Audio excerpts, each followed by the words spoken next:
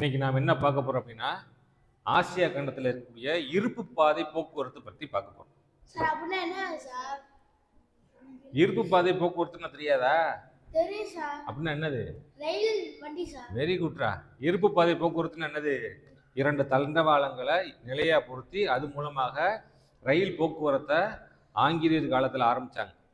அதுதான் இருப்பு பாதை போக்குவரத்து. சரியா? இப்போ பேருந்து இருக்கு, ட்ரெயின் இருக்கு, ஏரோப்ளேன் இருக்கு, கப்பல் இருக்கு. இதுல எது சௌரியமான போக்குவரத்து? ஃப்ளைட். அதுல என்ன இருக்கு? சௌரியங்கள் இருக்கு.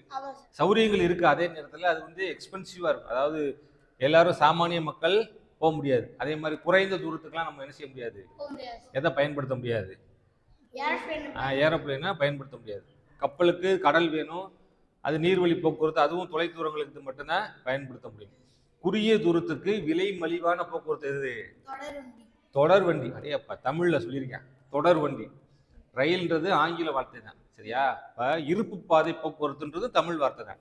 அப்போ சாமானிய மக்கள் கூட எளிமையாக விலை மலிவாக குறைந்த தூரத்துக்கும் சரி நெடுதூர பயணத்துக்கும் சரி நம்ம எதை பயன்படுத்தலாம்? இருப்பு பாதை போக்குவரத்தை பயன்படுத்தலாம். மிக நீளமான போக்குவரத்து எது அப்படின்னா டிரான்ஸ் சைபீரியன் போக்குவரத்து.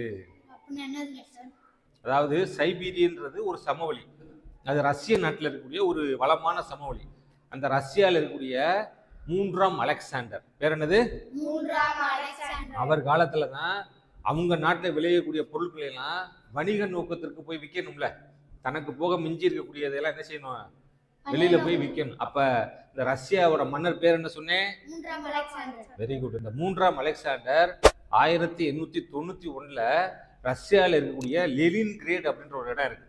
அந்த இடத்துல இருந்து பசிபிக் பெருங்கடல், எங்க ஜப்பான் பக்கத்தில் இருக்கக்கூடிய பசிபிக் பெருங்கடல்ல விளாடிவோஸ்டாக் அப்படின்ற ஒரு இடம் வரைக்கும் எவ்வளவு?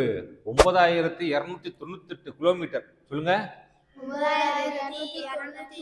ஆமா, இவ்வளவு நீளமான தொலைவுக்கு பயணம் செய்யக்கூடிய வகையில மூன்றாம் அலெக்சாண்டர் கொண்டு வந்த அந்த நீளமான போக்குவரத்து முறை தான் என்னதான் டிரான்ஸ் சைபீரியன் போக்குவரத்து.